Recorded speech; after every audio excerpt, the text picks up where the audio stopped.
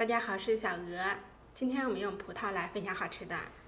首先把葡萄一颗一颗的揪下来，再加1勺面粉，然后加入清水，把葡萄淘洗干净，最后再用清水把它给冲洗干净。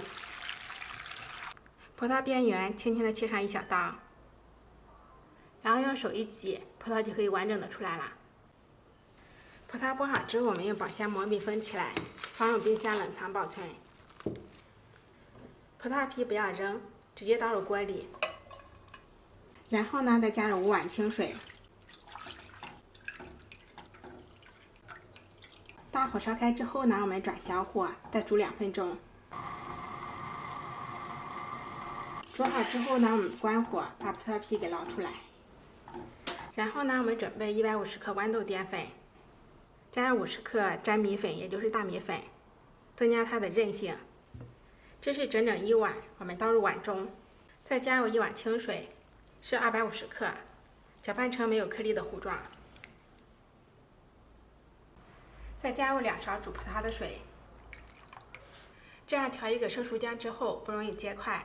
我们把调好的米浆倒入锅中，把它搅拌均匀，然后开小火不停地搅拌，搅拌到有阻力变透明，提起来成片状，这样就可以了。然后我们准备一盆清水，再准备一个蒸屉，放上准备好的淀粉糊，然后用铲子这样不停地给它按压，下面就已经出来了一个个的小凉鱼。凉虾漏好之后，我们可以放入冰箱冷藏2个小时，口感会更好吃。然后再准备100克红糖，加入150克清水，煮到红糖融化，像这样产生密集的气泡时就可以了。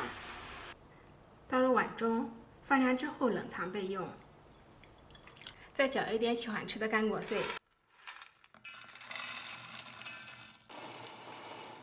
捞出控干水分，再放入碗中。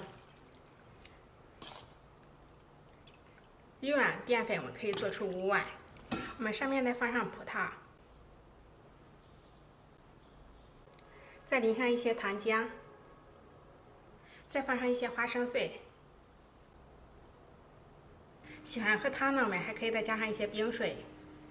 用葡萄皮这样做出来的凉虾，口感筋道 Q 弹，冰冰凉凉，酸酸甜甜的。